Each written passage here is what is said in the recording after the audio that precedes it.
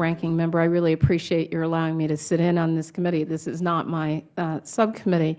I wanted to just sort of talk to you because I kind of come to this from a couple of different places. And Dean Kamen, when you visited my son's school, Capitol Hill Day School, when he was in 8th grade, I know for him and all of those students, it was very inspiring. And it wasn't that they were necessarily going into or studying those fields, but it gave them a different avenue and approach to the work that they were doing.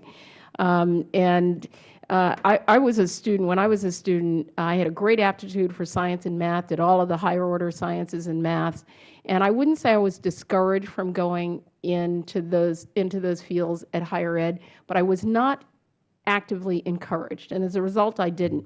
And it wasn't until after high school, after college, and a different direction that I happened upon Lockheed Engineering.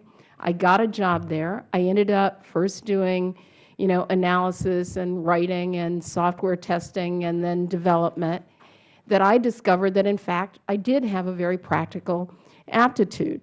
And so it worries me that sometimes we aren't in the situation now where we necessarily discourage students, but we have to have more encouragement for students who may not think of that as their first choice because they may not have the parents at home who understand that, or who are, like a lot of parents, intimidated by all of those higher order sciences and maths. And then as a worker in the sector, we had, at Lockheed, we wanted, a lot of the companies that were doing business at NASA wanted a relationship with the school system, but it was so incredibly difficult. When could our engineers be in the classroom? Could they only be in there for an hour or two a day? Could the students come to our facilities? All of those things. And we're still working out some of those kinks in terms of the relationship with the private sector that gives a much more practical vantage point of how to do work in and with our school systems. And then lastly, as a member of Congress, every year I do a college fair. We invited, this last year we had about 165 or so colleges and universities.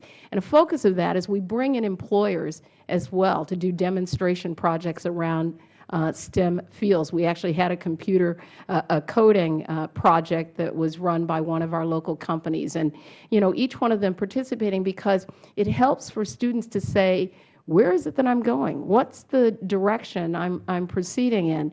And then we had the National Association of Black Engineers.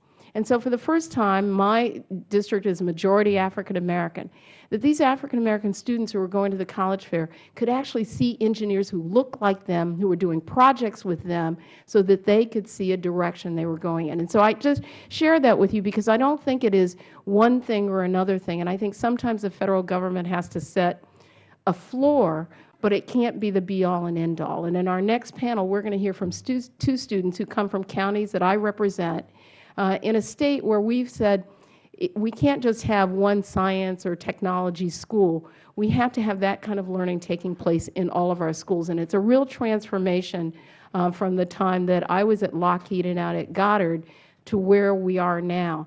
But I applaud you for what you've shared with us. But I also know that the private sector is going to have to step up and work with our schools and our institutions of higher learning so that we are getting a better match of people who are coming out with degrees and the kind of work that's done in the workplace, because we have such a mismatch now that it is the reason that you have to struggle with those H-1B visas.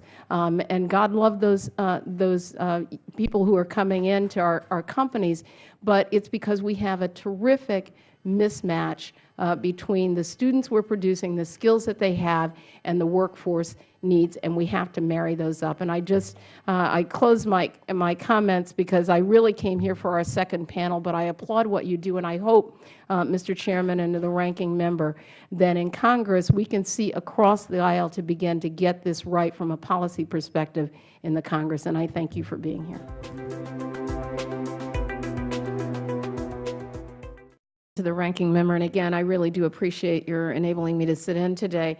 I'm here today principally because two of the students are from the counties that I represent, and I feel very proud of the work that we're trying to do in our school systems to enable this kind of learning. But I'm curious from each of you, what aspects of your academic curricula during the school day contributes, and how does it contribute to what you're doing in your club activities?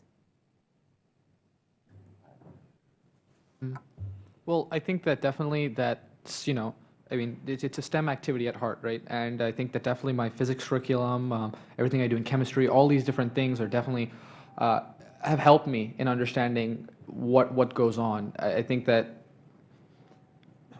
some of the advanced classes that I've taken have helped me understand what goes on at the heart of these robotics very clearly. And I feel that, they were talking about the curriculum earlier, and I'm not well versed enough to say anything to pass judgment on those curriculums, but I feel that I have learned a lot in school that has been useful in FIRST, and I've felt the same way vice versa.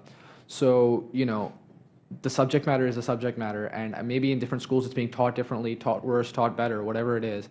But I think that at heart for me, that the academic subjects are very applicable in FIRST and all these STEM activities. Thank you. Ellana, I wonder if you could share with us, because you're in a different part of the aspect of the program, the parts of your academic work that facilitates what you're doing with FIRST. Or not. Mine doesn't actually have a whole lot of contribution. I'm in just standard classes. I was never in STEM. I was hardly ever allowed to really be in honors because the special ed department was worried that I wouldn't be able to handle the workload, and before 10th grade they were kind of right. I didn't have the greatest work ethic. But I do sometimes need a lot of people work, so I guess the way they have you work together does kind of help. Thank you. Either of our other two panelists? I'll actually have to say that a lot of the physics and the calculus we learn in school, you don't get a chance to, when you're doing in FIRST it's more hands-on. So sometimes you have trouble kind of rectifying reconciling what you've learned in school, what you've learned in FIRST, but there's I don't see any. I don't think there's a better way of doing it than FIRST, because FIRST, what you have in school is you have your curriculum. What you have in FIRST is your hands-on, and those things aren't mutually exclusive. But FIRST teaches the hands-on, I think, better than school ever possibly could. The math and science classes, of course, prepare us somewhat for what you're going to do on FIRST. But in math, when you take a test or something, they tell you what equation you have to use to solve the problem. But when you're doing this in the real world, you have to figure that part out yourself also. You have to figure out what equation to use, then which numbers to put where and all that. Being a junior, I haven't gone into some of the more advanced math and science classes yet.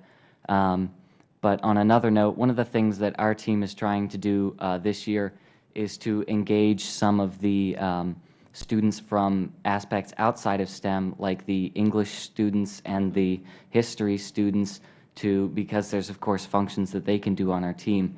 There are awards that you have to write essays for, and all accounting and all that. So economics classes and everything play into it. So we're trying to reach out beyond STEM and have some position for everyone in all the classes on our team. Thank you. I would want to just get to one thing. Our earlier panel talked about this idea of failure, and it's a thing that I've been kind of wrapped up in since I've been in Congress, because I think sometimes we don't put resources into things because something fails, and then you experiment with it. Can you all share with us what you've done that failed, that you learned from, and the value of that?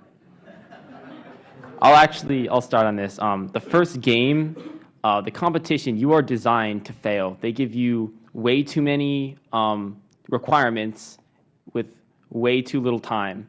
And so you are going to mess up. I'm sure every team here has had robots that maybe didn't have, didn't perform as optimally as they had hoped, but it's really the core of the engineering challenge of FIRST is not just building the robot, it's prioritizing it to say, all right, what aspects of this are we going to concentrate on, and how are we going to concentrate on that? And if you fail, then, I mean, it's not like this is FIRST. This isn't real life, and so this is a place where you can fail and learn from your failures without the consequences being too heavy.